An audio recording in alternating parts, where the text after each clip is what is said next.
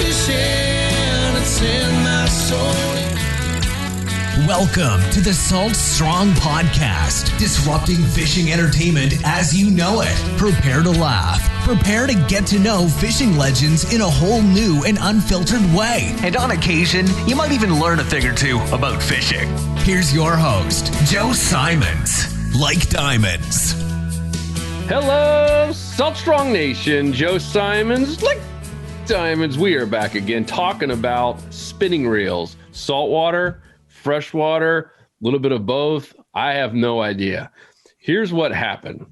So the other day, Luke and I are looking up some reels. We got a lot of new reels in at the shop, fishstrong.com, for our members. And he's like, oh my gosh, I don't see the Fuego on the Daiwa site. And he's kind of freaking out. I'm like, there's no way it's not there. Like, we just got a bunch of Fuegos in. So it's got to be there. And, it turns out there's a separate tab just for saltwater spinning reels.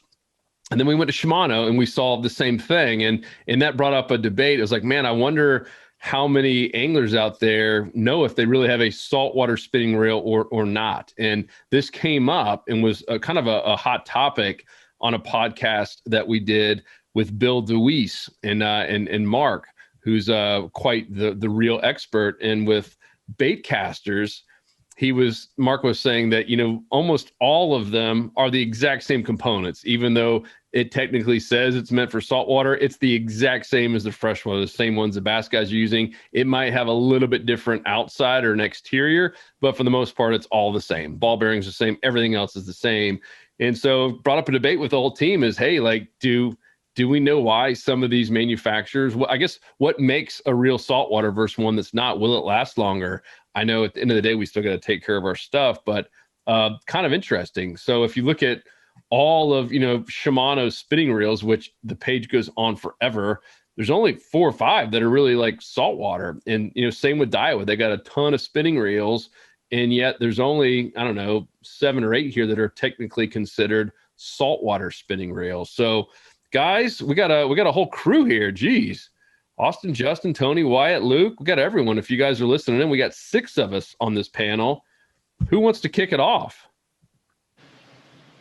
Maybe the new tackle guy, Justin. New tackle guy, Justin Ritchie. Yeah. Stand up to the podium. Oh, boy. What's going on here? We got sealing, we got components, we got bearings. What's the big picture here? Why?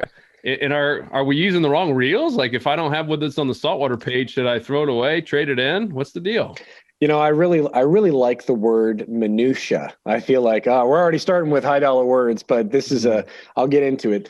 I think that people get caught up in the minutia for all the different types of ways that a manufacturer seals or protects a reel and what separates a reel from freshwater to saltwater. If you go on to any of these major manufacturer sites, Daiwa, Penn, Shimano, they all have their branded way of talking about what they do to protect each reel and the different levels of reels. As you go up in price, generally you get more bells and whistles.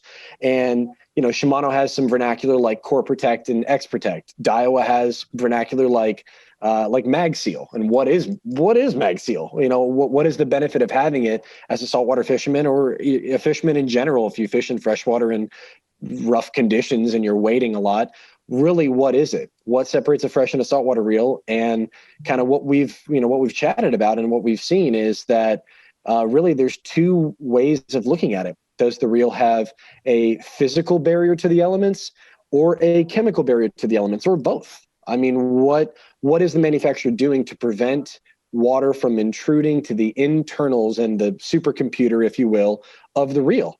And so there's a lot of different things. It could be a labyrinth of how the top of the, where if you look at the rotor, okay, and you look at the main stem into the center of the reel, there's physical protection from rubber gaskets. There's where the housing of the anti-reverse sits and what hoods sit over top of the anti-reverse. Can water get over top of it and bleed in? Does the reel have to physically turn upside down and water pour in reverse to get into the center of the reel where the anti-reverse is and where that pinion meets your oscillation cam? I mean, that's one side of things, but the other side, as we'll get into, is what chemical elements have manufacturers included today and over the past 10 plus years, what have manufacturers done to their premium reels to help prevent the elements from seeping in? And chemical additions, I mean, Shimano and Daiwa are the two I think of right off the bat, is huge. It does make a big difference in terms of prolonging that fresh, out of the box, new performance feel on a reel. It makes a difference long term. Can you give an example of a chemical? Are you talking about like the Mag Seal oil, or are you talking about Shimano's in there spraying some chemical on all the reels? Well, and I mean, that's pretty much what it is. If we look at a Shimano product, for example, we've talked about Nasky, we've talked about the Shimano Spheros SW, both being at about $100 to $120 price point range. I believe they call it X Protect, and what they're doing is they're around the rim of where the anti-reverse sits. So the anti-reverse, if I can take off just a spool of a reel, kind of hard to see. The anti-reverse is going to sit right down in here. And when people hear anti-reverse, they might think of this feature on the reel, on some reels where you can turn the reel in reverse. It's applicable to some freshwater guys that, like, let's say, target smallmouth bass and they back play fish as opposed to allowing their drag to do the work. It's just a technique and a style of fishing. A lot of reels nowadays, and especially saltwater reels, don't have this feature, but the anti-reverse is to help prevent slippage. You're not going to skip gears and you're not going to get back play at all on your reel. A lot of saltwater reels don't have this tab. It's just a permanent feature on the reel, but that component is the last piece before you start getting into the pinion and the main gear inside of the body of the reel. And the more that you can protect that, the more long-term you're going to have that product, and it's going to feel buttery smooth. So I'm trying to show just on an example, this reel in my hand right now, this is the Daiwa Fuego 3000. I just took the spool off. And if you take Shimano, for example, around the anti-reverse, there is like a hood, okay? And around that hood, Shimano uses a hydrophobic coating that they call, I believe it's X Protect. And you can see in teardown videos from DIY guys all over the place that water will bead up around that entry point and around that lipped seal where the anti-reverse is to prevent water from seeping in and making contact. So that's their version of a chemical deterrent for water intrusion. For Daiwa, they use Mag Seal, and it's just cool to say. I love saying that. It's what it is it's like it's a ferrous fluid, and it's charged. There's a magnet inside of the reel, and the fluid itself bonds with that magnet to where any particulate, any granules of sand or minerals or debris that makes contact with the couple drops of ferro fluid that they have in this key channel around the anti-reverse and a bearing, it will pull it and keep it in place to prevent it from seeping into the body of that anti-reverse. It's really simple in concept, but it makes a huge difference. And there's numerous teardown videos that people can look at and see the internals of a Fuego that is, beat to death and fished hard. And you can see what that Mag Seal has done. It has contained and kept all of those particulates in a key area to be easily cleaned, reapply Mag Seal, and get back out to fishing. It's huge. Yeah, another reason that we're huge fans of the Daiwa Fuego. I don't think it's the best reel ever made, but it's probably the best value for inshore saltwater anglers. I mean, you're talking $100 and you get, our 20% discount as an insider member, you're down to $80. Whereas I'm looking on Shimano's page, Luke and I used to only fish with the Stratic, the CI4. And I mean, that's $230. And that's not even listed as a saltwater spinning reel on Shimano's site, which is really interesting. I would have thought it would be. And same with like the new Vanford, which is kind of what it's turned into. Both of those are just technically spinning reels on Shimano's site, not saltwater spinning reels. I thought they had some of that, whatever the X Protect. No, I wonder what it is. That's not considered. It seems like most of the Shimano saltwater are all the offshore. I don't see any of the typical inshore reels. I mean, Stella, the Exhibits. Under a few $100s at least. Yeah, I think it really comes down to like extreme saltwater use for those true saltwater reels. If you're fishing in off the beach in the surf where you're dealing with water and sand, you're going to want a lot more of those, a lot more seals and protection, like the gaskets and the chemical protection and physical protection. But even look, the Sphero says, and that's so it's interesting. Yeah, I'm looking at that now. So that, because I've used that before, the older model, but even they actually have, I didn't realize they have 1,000 and 2,000, but I'm looking, so the weight of the 1,000, or no, so I'm sorry, that's 10,000. Yeah, so those are big. Okay, I was about to say the weight of it is 25 ounces. And I was like, ooh, it's got to be a really big one. So yeah, hello, tennis elbow, throwing that artificial lens on that bad boy. And so the Spheros, it has the X shield, and it has gaskets at 12 critical locations throughout the reel body for water resistance. And it also has X Protect, which is the chemical that Justin was talking about, and a waterproof body. So it seems like it's, sorry. I was gonna say, it just seems like it has a lot more things in place to make that a more saltwater friendly reel. Mm-hmm. So another thing we can kind of look at is people talk about bearings in a reel. Okay, the reel has 10 ball bearings, and generally we assume that the higher the ball bearings, the smoother the reel. Well, we've noticed over time that's not necessarily the case, but which bearings you use does make a big difference. There is a difference between a sealed ball bearing and a shielded ball bearing, and that might go unnoticed. A shielded ball bearing. A metal shielded ball bearing is literally just a ball bearing with a physical metal shield as a casing on the outside to help deter sand and other larger particulates. But if you have a sealed ball bearing, it's going to take it's going to take much rougher conditions and much longer term exposure to the elements for water and things to seep into a sealed ball bearing. And the biggest problem with that is that the price difference between shielded and sealed ball bearings is not that much in raw part, but the maintenance side and the labor side of replacing a sealed ball bearing internally around the anti-reverse or where the pinion meets up, that can be really challenging to completely replace that part and get into that internal. So there's a labor cost to it as well. Ideally, it would be something you wouldn't want to change often, hopefully every couple of years. And that's if you're really fishing hard. But generally speaking, in about the $100 price point for most inshore anglers that just want an everyday egg beater, for lack of a better expression, everyday spinning reel to go out and get the job done and fish the flats, fish docks. A shielded ball bearing will get the job done as long as Tony pointed out something really important. You take care of your reels. You give it a light rinse down. You dry it with a ShamWow. I mean, there's things you can do to prolong the life of what would be considered by the manufacturer as a freshwater reel, or something that's not in their saltwater category can most certainly be used in saltwater, as long as you take proper care of it.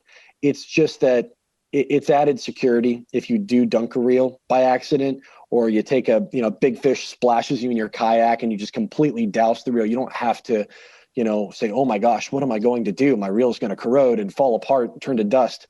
It's not going to happen. Technology has come a long way, and general maintenance goes a long way even today. And depending on what boat you run into, we've all been out there before when it's just a rough day and you have some waves that do come over the side. And if your reels are in any kind of position where water could hit them, I mean, it happens all the time. So what I'm interested, do you have any reels that have frozen up or gone bad? Like, what's your experience? Cause I know you're a little bit newer to this in the big scheme of things. Like what did you start with? Which reels have you found have been good for saltwater? So when I started fishing, a lot of it was off the beach, and I just bought what I could basically afford as a kid. And that was that Walmart Shakespeare combo. I'm pretty sure everybody on the team has fished with those. And I didn't know too much about general maintenance, but that would get splashed if I did catch a fish. And I was, going to the water to retrieve it. I might get a little bit of spray on it. And really those things would probably last me, if I was going to the beach once a week on the weekends, they'd maybe last me 3 or 4 trips, and then they would start breaking down, and I could start feeling the gears grinding, all the bearings would get clogged up with stuff, especially sand getting into the reel. That was a huge thing. If there was any kind of sediment that got onto that reel, if I dropped it in the sand once and that stuff got in the gears, it was game over. That reel was trashed. So I really learned a lot about the importance of quality reels from the hardships of surf fishing.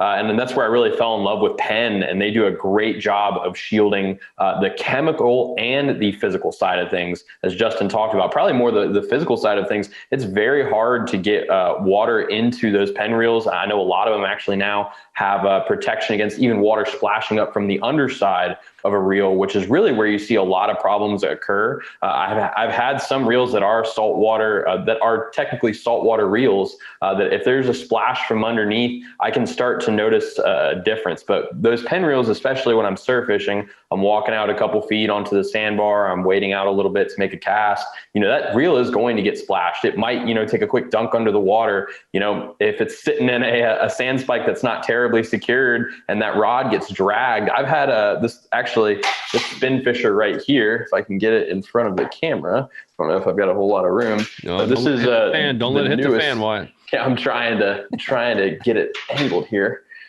But this is the Spin Fisher VI, and I had the Spin Fisher V for, probably 6 or 7 years. It's still around here somewhere, but I've retired it in exchange for this newer, lighter model. And that reel got dragged through the mud. It got dragged through sand. It got dragged into the surf by sharks and other large surf species, and it held up. And it still to this day runs really, really smooth with, minimal greasing and making sure that the components are lubed up.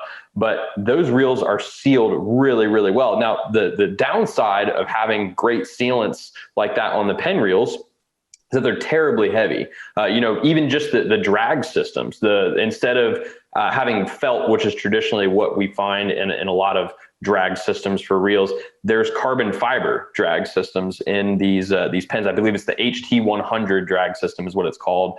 But that alone is going to add a little bit of weight, but those washers are going to last a lot longer. The drag is going to stay smooth and it stays strong. The bearings, all of it's sealed up. And they just last a long time. Again, there's that trade-off with it being a lot heavier. I would never use that for most of my inshore applications where I'm making a lot of casts for other officials. But for all of my surf fishing side of things, I'm sticking with mostly Penn reels. I don't believe I actually have any surf fishing setups that aren't Penns. And when you say Penn, is it just the Spin Fisher, or are there others too that have that? I have some others. I actually have one right here. It's not sealed as well. I was just kind of looking for something that I could throw some big jigs with. This is the Penn Conflict. Now, this does have the HT100 drag system. It's a lot lighter than the Spin Fisher, but it's not sealed as well. I know that the Spin Fisher VI has an IP6, IPX6 rating, which is not something that is, saltwater fishing industry specific. They rate a lot of products like, electronics with the IPX rating. And that is a pretty high level rating on that Spin Fisher VI. I don't believe that the rating on the Conflict is as high. Justin, I know we were talking a little bit earlier about the differences between some of the different Penn reels IPX ratings. I believe you said the Slammer has the highest with the IPX6. I think so. Yeah, I think the Spin Fisher VI now has an IPX5 and the Slammer 3 has an IPX6. And really all that it is, you're right, IPX ratings is used in a lot of different industries. It's the amount of water pressure and the time at which an item has exposure to water until water starts to compromise the actual item. So under more pressure, and under a longer period of time, will determine what that IPX rating is. IPX5, it could be, for all intents and purposes, I don't know the actual depth and pressure, but let's say you dropped a reel in 35 feet of water for 5 minutes. An IPX5 rating would be able to cover it. If you had an IPX6, it could be 90 feet of water for 30 minutes. That's kind of a crude way of looking at things, but it's the amount of pressure and exposure to water that it would take for something to be compromised or be less than what it is intended to be. That's kind of how you gauge an IPX rating. Yeah, I've actually got the IPX rating up in front of me. So an IPX5 can survive, this is just the technical definition, device with level 5 can survive small water jets projected at it, and it can last for 15 minutes. And when it's submerged in a volume of water of 12.5 liters. I guess I'm not exactly sure what that measurement is right there. That could be wrong, but lasts for 15 minutes and then it goes up. IPX6 lasts longer, and it just continues up to IPX9, I believe, is the longest. That's basically a submarine. Yeah. I think we're on our way to that. I think manufacturers are working on that right now. Cool. Austin, what about you? Tell me some real stories. What did you start out with? What have you had luck with? So I'll be honest, I had no clue I knew that there was a difference between I guess a freshwater reel and a saltwater reel, but not to the extreme of there actually being separate tabs on the websites for saltwater versus a regular reel. But I will say that I've always been the type of guy that likes to pick up my reel and actually just feel it and see how heavy it is, see how smooth it is, check the anti-reverse. And that's how I've kind of determined a quality reel versus a reel that isn't quality. But I will say that surprisingly, most of the reels that I used growing up were not saltwater reels, and they still did okay. So I had a Sedona, a Shimano Sedona was my first reel that I ever had. And I was a kid and really beating that thing up, and it lasted a really long time. And honestly, I can't even tell you what happened to it. That's how long ago it was. But it lasted a really long time. And then I've always really liked the Fluger Presidents as well. And I think that... El Presidente is what you meant to say. Yeah. And I've never had one break. I think the only thing that's ever happened to my Presidents was my own fault from me tying loop knots and putting it around the handle of my reel. And then those lines just eventually end up messing up the handle itself. But other than that, I haven't had too many problems with reels that aren't considered saltwater. Now I'm using reels that are considered saltwaters. I'm using the Daiwa BGs, and I'll tell you, I do notice a difference. They're super smooth, super solid reels, but I wouldn't say that it's completely necessary to get a saltwater reel. Yeah, I think that handle it wasn't. I had the President. I used that for a while, and the handle was the thing that froze up first. I think it was just their handle isn't rated, and it makes sense. It gets a lot of salt. Like that handle takes probably more water than anything else. So it makes sense. And I never once greased it up or did anything. So that was the first thing to go in the President. Yeah, I can relate. I neglect my reels. I will say that. And so it was impressive how well those reels, considering their price points, did. Like $60, $70, something like that. So they're at a price point where you wouldn't expect it to be to last forever, right? Especially right.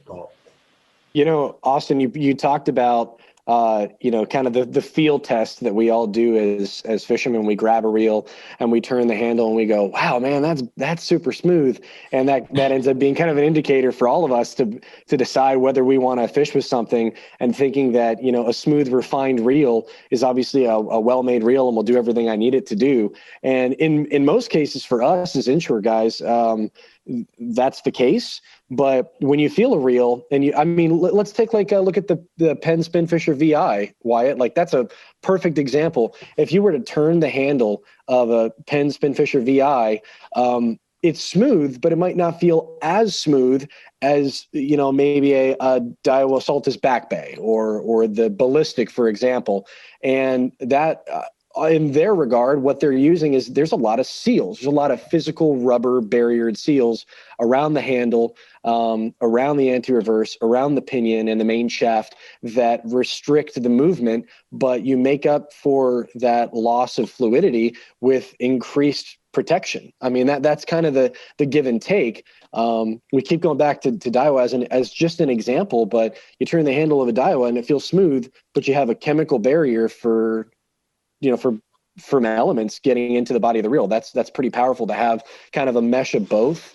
But yeah, the Fluger President, for example, I bet over time, that handle, you're talking about taking like loop knots and just kind of holding it as a placeholder of when you want to just have your line ready and pull it off and put on a lure. I think on the Fluger Presidents, it's a hex handle side to where you have to physically screw in the cap as opposed to directly wound into the main gear itself. This direct contact is much more fluid and you won't get back play.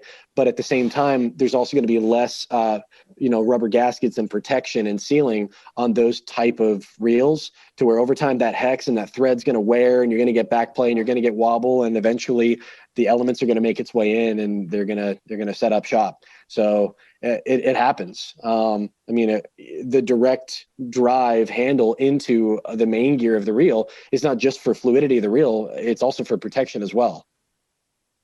Right. Solid. Tony, I know you've used the Nasty Nasky quite a bit. Is kind of Shimano's affordable, pretty just like overall tough reel. Would you say that's been one of your kind of all around favorites in terms of under $100, right? Or somewhere around there? Under? Yeah, that's the first, I guess they don't list it as like under their saltwater reels, but they do say for, freshwater use and light inshore use. And it does have I think it's a core protect on this reel. And this one here I've had for, I think, 4 years now. And I still use it to this day. Just, a little bit of oil around the reel handle.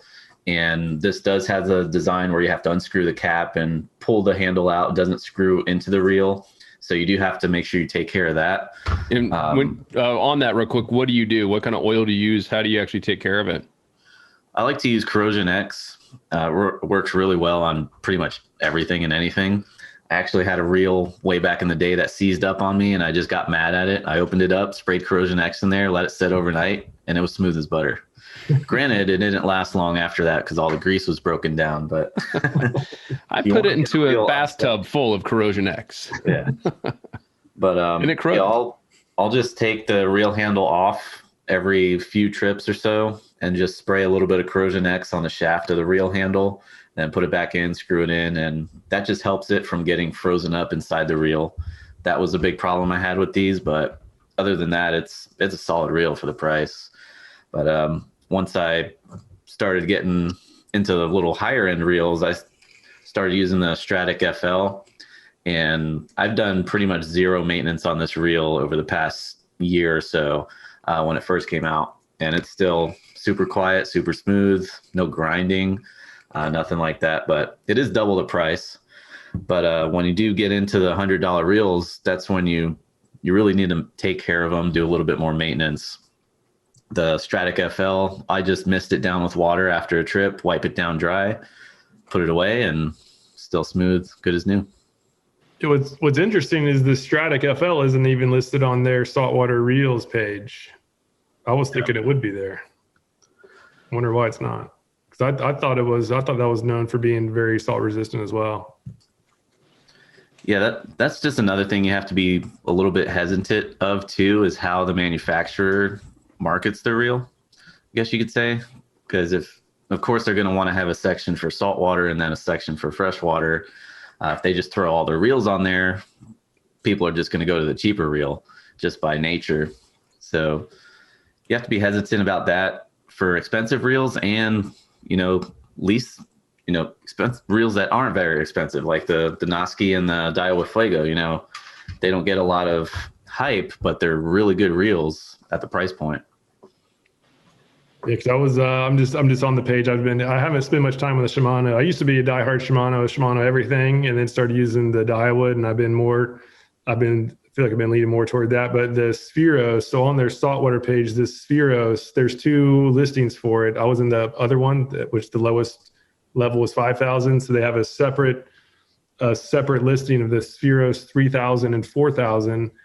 It doesn't have all of the protection that the bigger one has. I think it was the X Protect is missing, but otherwise it has the waterproof drag, X Ship.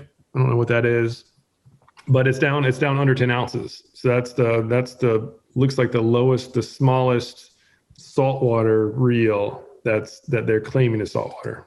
Well, no, you got the Stellas, right? I'm looking here. I mean, a Stella like in a 3,000, for just little surf fishing, IPX rating of 8, but it cost $800. And that's according to their Japanese website. The Stella FJ IPX rating of 8. 9 is the highest. That is a submarine that can stay underwater for days at a time.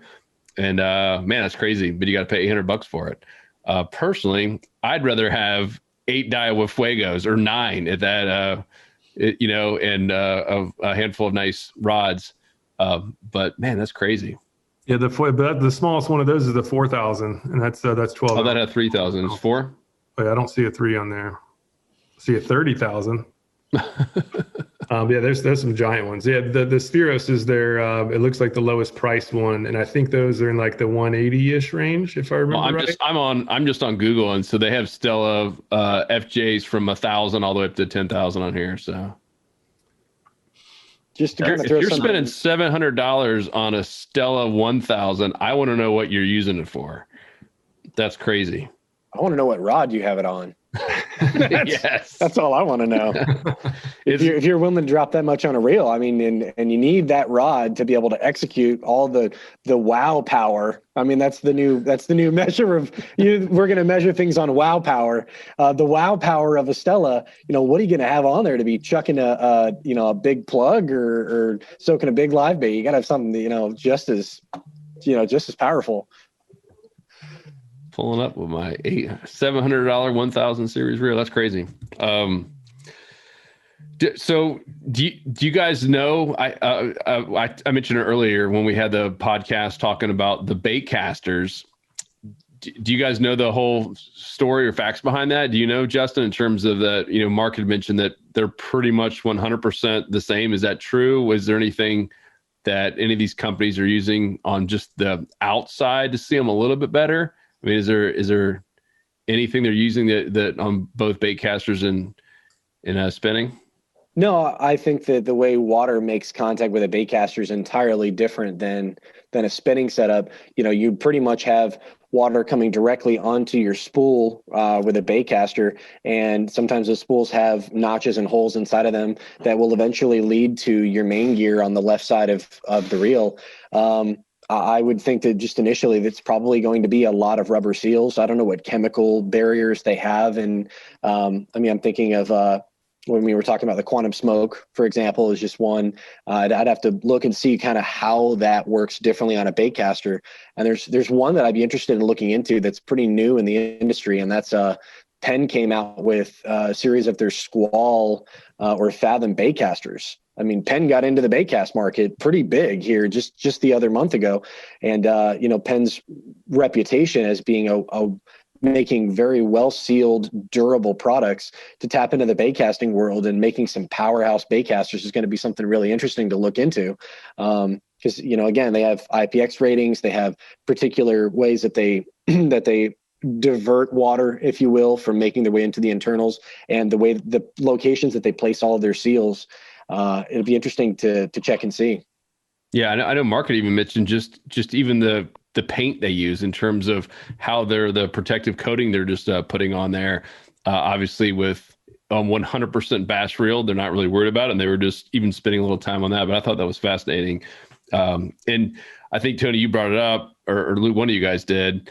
The big question is, who's really moderating this stuff, right? I mean, clearly it comes down to marketing, and clearly every manufacturer can put whatever reel they want in any category they want to. So that part is kind of interesting, that some of these things are not underneath the salt water, and they could be $200 or $300 for, which is an expensive reel. And vice versa, you got some that are under 100 and considered saltwater spinning reels. So this is good. This is good, kind of good conversation. I wish everyone had this IPX rating. I mean, I think that's pretty cool. Clearly we've heard about it, we've talked about it, but it seems to be that there's not like a place you can go look to see the IPX rating of any reel out there. Has anyone done that? Is there any, do you guys know, Justin, anybody? No. I'm sure manufacturers are the ones that actually get it tested. So if it's not something that's high enough admirable, they probably don't make it public. Because I'm Googling just for even Shimano, and the one came up because they're proud of it, the IPX rating of 8, but I don't see it for any other reels, which is interesting. So you're probably right. They probably know it. They know how to take a reservation. They know how to keep a reservation. Seinfeld, anyone with me? I'm with you, Joe. I'm with you. I think something else important to consider when you're thinking about how sealed you want a reel, because there's trade-offs, like I said, with the pens. They're, the more sealing that you have, it is not only going to get more expensive, but it's also going to get a little bit heavier, unless you're talking about some of the really high dollar reels, Joe, like the Stellas that are just made with such high quality parts that, they can be super light, but also provide a really high level of protection. But back to what I was saying, I think it's really important to consider the trade-off, because, for example, in a kayak, I believe you should have a little bit more sealing than somebody that is in a boat. For example, fishing with Luke down in Florida and seeing, all the different situations on a skiff, very rarely would I see my reels getting anything more than a little bit of spray from the sides. And I'll be completely honest here. After about a year of using one of my Fuegos in my paddle kayak before I was able to get the pedals, and I'm splashing water all over it, after about a year, I could feel it kind of sticking up. And this is a reel I took care of and did really well with. But, it getting so much water on it from splashing around and everything, it took its toll. But now I've been using the ballistic, which is a little bit more sealed. It's a step up from the Fuego. I believe there's one or two more ball bearings, but it's more sealed than the Fuego, and it's got a little bit different of a body.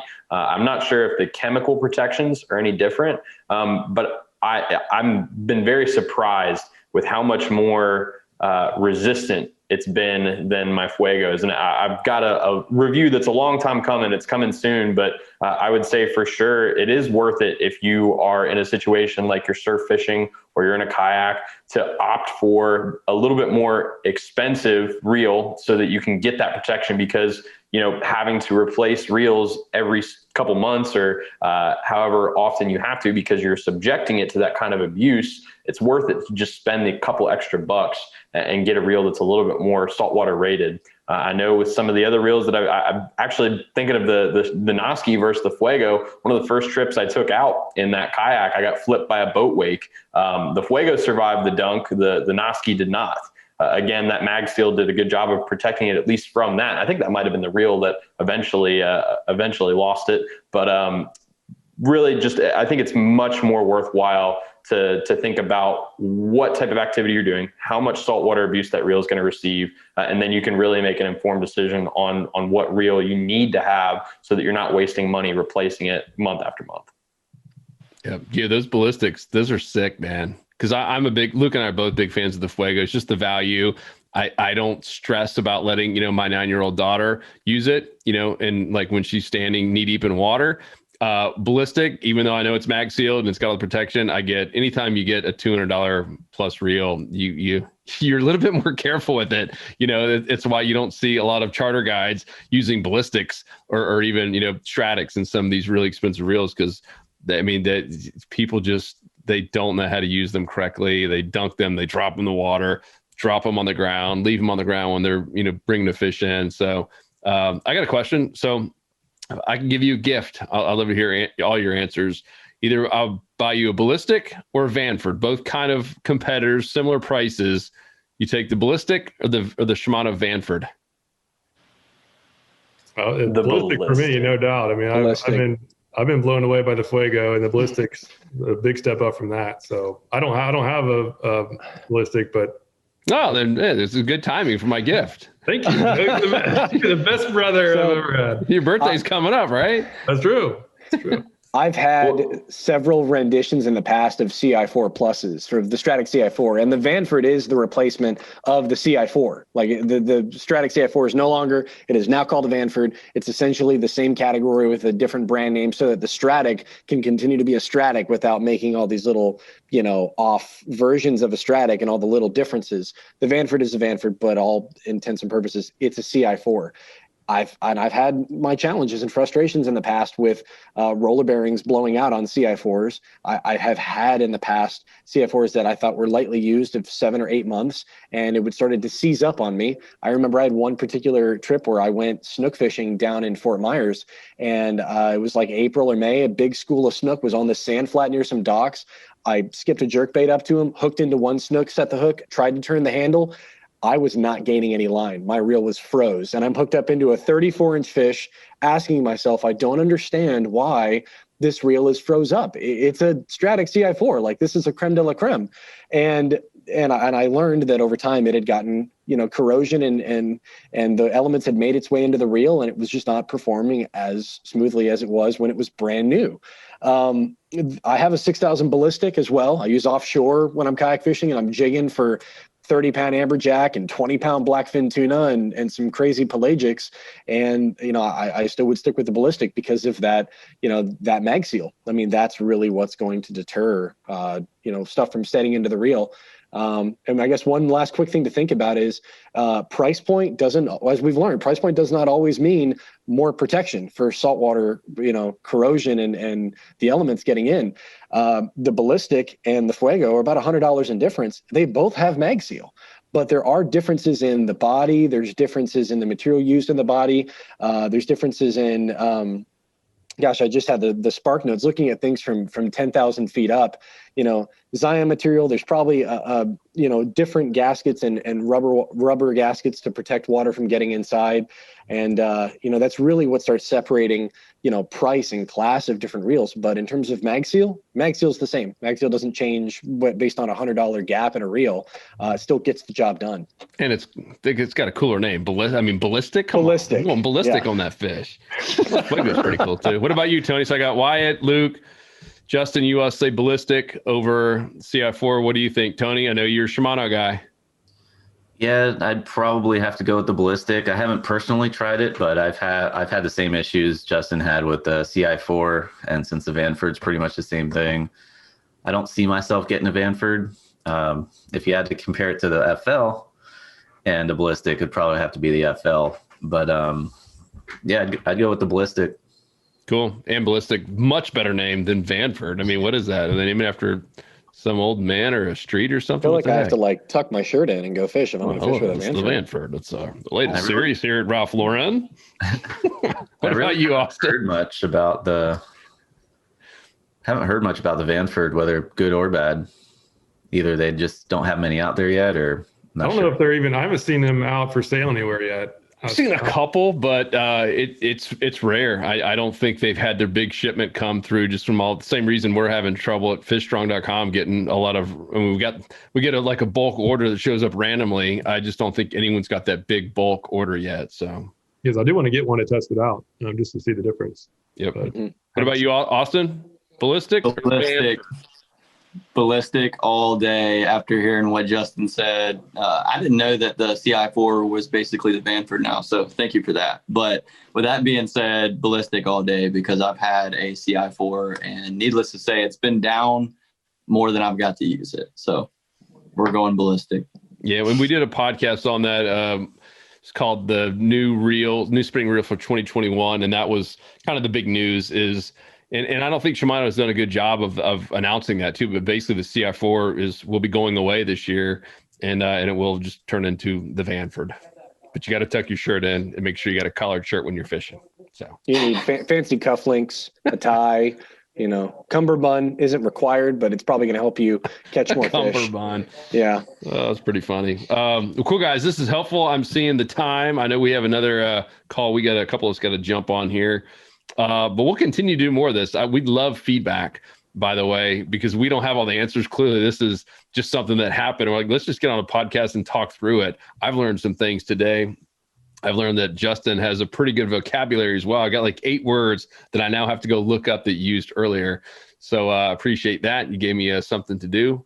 But let us know. Go to saltstrong.com and look for the blog post on this under the fishing tips section. And below at the very bottom, we always have a place for comments, and you'll see pretty much every one of our posts gets comments, and we love getting them. We love hearing the questions you have. And normally that's how we get ideas for future podcasts and for future fishing tips. And then, of course, if you haven't joined the Insider Club, what the heck are you waiting on? This is your chance today to take charge of your life, to take charge of your fishing game, and stop spending so much money on tackle. Stop paying full price for it and not getting all the use out of it.